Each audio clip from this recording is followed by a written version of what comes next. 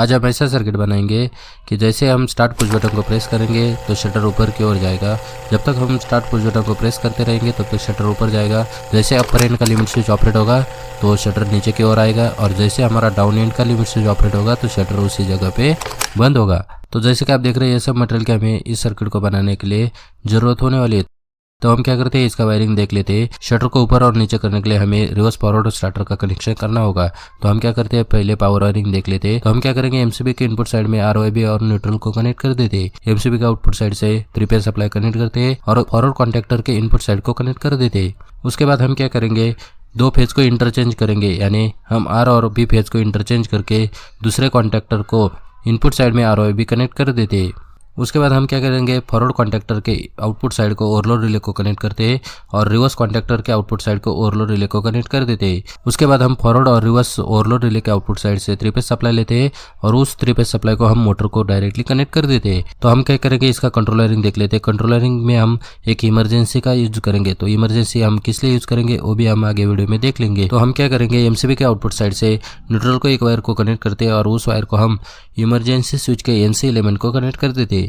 Emergency switch के दूसरे side NC element से हम स्टार्ट पुश बटन यानी फॉरवर्ड पुश बटन के एनओ एलिमेंट को कनेक्ट कर देते हैं। उसके बाद हम फॉरवर्ड पुश बटन के दूसरे साइड एनओ एलिमेंट को एक वायर को कनेक्ट करते हैं और उस वायर को हम अपर एंड के लिमिट स्विच के एनसी एलिमेंट को कनेक्ट कर देते हैं। अपर एंड के एनसी एलिमेंट के दूसरे साइड से हम एक वायर को कनेक्ट करते हैं और हम रिवर्स कॉन्टैक्टर के एनसी एलिमेंट को उस वायर को कनेक्ट कर देते हैं। रिवर्स कॉन्टैक्टर के दूसरे साइड एनसी एलिमेंट से एक वायर को कनेक्ट करते हैं और उस वायर को हम फॉरवर्ड कॉन्टैक्टर के ए- टर्मिनल को कनेक्ट कर देते हैं। हमारे कॉन्टैक्टर को चालू होने के लिए चाहिए 220 वोल्ट सप्लाई। तो हम क्या करेंगे, फेज को डायरेक्टली कनेक्ट करेंगे। वो कैसे करेंगे वो बाद में देख लेंगे। उसके बाद हम क्या करेंगे, इमरजेंसी स्विच के दूसरे साइड एनसी एलिमेंट से एक वायर को कनेक्ट करते हैं और उस वायर को हम अपर एंड के लिमिट स्विच के एनओ एलिमेंट को कनेक्ट कर देते हैं। अपर एंड के लिमिट स्विच के दूसरे साइड एनओ एलिमेंट से हम क्या करेंगे, फॉरवर्ड कॉन्टैक्टर के एनसी एलिमेंट को कनेक्ट कर देते हैं।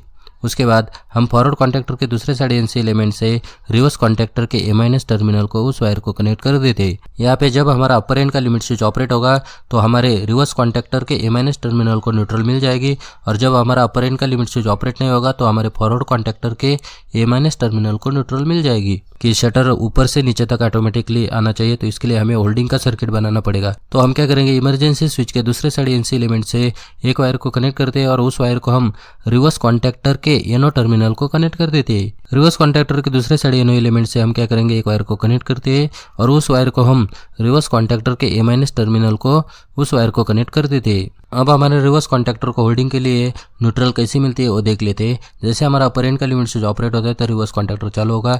जैसे हमारा अपर एंड का लिमिट स्विच बंद होता है तो जो हमने रिवर्स कॉन्टैक्टर के एनो साइड को जो न्यूट्रल दे दिया है वो न्यूट्रल हमारे कॉन्टैक्टर के ए- टर्मिनल को कंटिन्यूसली मिल जाएगी और हमारा कॉन्टैक्टर कंटिन्यूसली होल्ड रहेगा। उसके बाद हमारे कॉन्टैक्टर को चालू होने के लिए चाहिए फेज। तो हम क्या करेंगे, एमसीबी के आउटपुट साइड से फेज को एक वायर को कनेक्ट करते हैं और उस वायर को हम फॉरवर्ड कॉन्टैक्टर के ओवरलोड रिले के एनसी एलिमेंट को कनेक्ट कर देते हैं। फॉरवर्ड कॉन्टैक्टर ओवरलोड रिले के दूसरे साइड एनसी एलिमेंट से हम फॉरवर्ड कॉन्टैक्टर के ए+ को डायरेक्टली फेज को कनेक्ट कर देते हैं। मतलब हमारे फॉरवर्ड कॉन्टैक्टर को फेज उसी टाइम मिल जाएगी जब हमारा फॉरवर्ड कॉन्टैक्टर ट्रिप नहीं होगा। उसके बाद हम क्या करेंगे, एमसीबी के आउटपुट साइड से फेज को एक वायर को कनेक्ट करते हैं और वायर की दूसरी साइड हम लोअर एंड के लिमिट स्विच के एनसी एलिमेंट को कनेक्ट कर देते हैं। लोअर एंड के दूसरे साइड एनसी एलिमेंट से हम क्या करेंगे, रिवर्स ओवरलोड रिले के एनसी एलिमेंट को उस वायर को कनेक्ट कर देते हैं। रिवर्स ओवरलोड रिले के दूसरे साइड एनसी एलिमेंट से हम रिवर्स कॉन्टैक्टर के ए+ टर्मिनल को उस वायर को कनेक्ट कर देते हैं। तो दोस्तों यहाँ पे हमारा वायरिंग हो गया है, तो हम इसका वर्किंग कैसे होता है वो देख लेते हैं।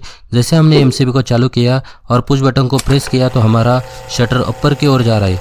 जैसे हमारा अपर एंड का लिमिट स्विच ऑपरेट होता है उसी टाइम क्या होगा, हमारा फॉरवर्ड कॉन्टैक्टर बंद होगा और रिवर्स कॉन्टैक्टर चालू होगा। हमारा अपर एंड का लिमिट स्विच ऑपरेट होता है तो उसके बाद हमारे कंटिन्यूसली रिवर्स कॉन्टैक्टर को सप्लाई मिल जाएगा, जिससे हमारा रिवर्स कॉन्टैक्टर कंटिन्यूसली चालू रहेगा और हमारी मोटर कंटिन्यूसली रिवर्स डायरेक्शन में घूमना चालू होगी। लेकिन जैसे हमारा लोअर एंड का लिमिट स्विच ऑपरेट होता है तो हमारे रिवर्स कॉन्टैक्टर के ए+ टर्मिनल को फेज नहीं मिलेगी, जिससे हमारा उस कॉन्टैक्टर को अनलोड होगा और हमारी मोटर उसी जगह पे स्टॉप होगी। मतलब हमारे शटर को ऊपर की ओर लेके जाना है तो हमारे पुश बटन को प्रेस रखना पड़ेगा। जब तक हम पुश बटन को प्रेस रखेंगे तब तक शटर ऊपर की ओर चला आएगा। लेकिन जैसे हमारा अपर एंड का लिमिट स्विच ऑपरेट होता है तो फॉरवर्ड कॉन्टैक्टर यानी अप कॉन्टैक्टर हमारा बंद होगा और डाउन कॉन्टैक्टर हमारा चालू होगा, यानी रिवर्स कॉन्टैक्टर हमारा चालू होगा। उसके बाद हमने बटन को छोड़ भी दिया तो भी हमारा रिवर्स कॉन्टैक्टर कंटिन्यूसली चालू रहेगा। वो कॉन्टैक्टर कब तक चालू रहेगा, जब तक हमारा डाउन एंड का लिमिट स्विच ऑपरेट नहीं होता।